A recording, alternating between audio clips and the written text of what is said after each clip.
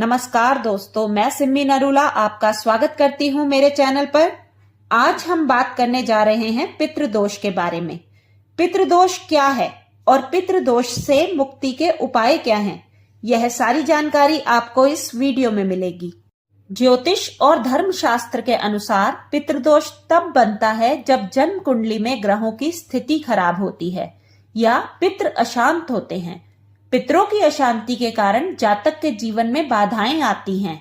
ऐसा माना जाता है कि यदि किसी को पितृदोष है तो उसकी तरक्की रुकी रहती है, समय पर विवाह नहीं होता, कई कार्यों में रुकावट आती रहती है, घर में कलह बढ़ जाती है, जीवन में संघर्ष लगा रहता है, रुपया पैसा होते हुए भी शांति और सुकून नहीं मिलता, शिक्षा में बाधा आती है, क्रोध आता रहता है, परिवार में बीमारी लगी रहती है, संतान नहीं होती और कॉन्फिडेंस की भी कमी रहती है।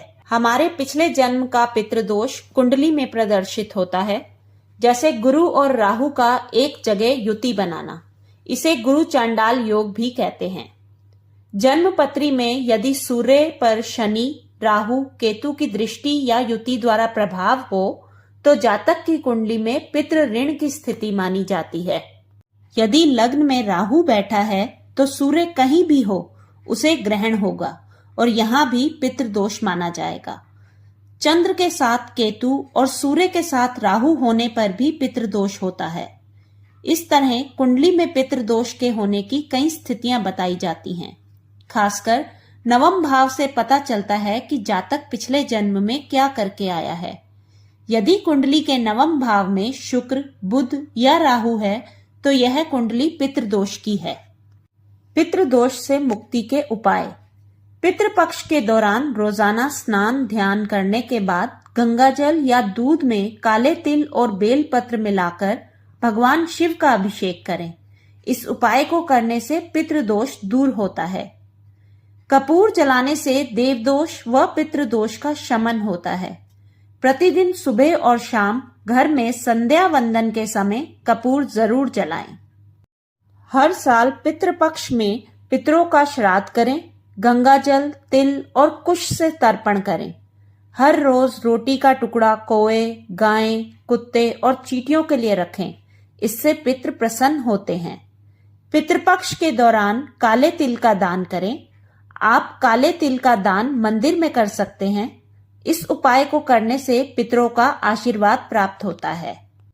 पीपल या बरगद के वृक्ष में जल चढ़ाते रहना चाहिए। केसर का तिलक लगाते रहना चाहिए। परिवार के सभी सदस्यों से बराबर मात्रा में सिक्के इकट्ठे करके उन्हें मंदिर में दान करें। प्रतिदिन हनुमान चालीसा का पाठ करें। शाम के समय पीपल के पेड़ के नीचे सरसों के तेल का दीपक जलाएं। दीपक में बाती दक्षिण दिशा की ओर रखें। रोज कम से कम 11 बार ओम नमः शिवाय या ओम पितृभय स्वाहा का जप करें। पितृपक्ष के दौरान स्नान ध्यान के बाद बेलपत्र पर शहद से राम लिखकर भगवान शिव को अर्पित करें। इस उपाय को करने से कुंडली में व्याप्त अशुभ ग्रहों का प्रभाव खत्म हो जाता है। श्राद्ध पक्ष के दौरान प्रतिपदा तिथि से लेकर अमावस्या तिथि तक रोजाना जल में काले तिल और जौ मिलाकर पितरों को अर्घ्य दें। इस उपाय को करने से भी पितृदोष से मुक्ति मिलेगी। पितृपक्ष के दौरान रोजाना श्रीमद् भागवत का पाठ करने से पितृदोष चला जाता है।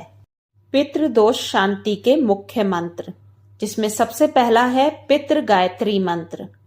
ओम पितृदेवाय विद्महे जगतधारिणाय धीमहि तन्नो पितृ प्रचोदयात्।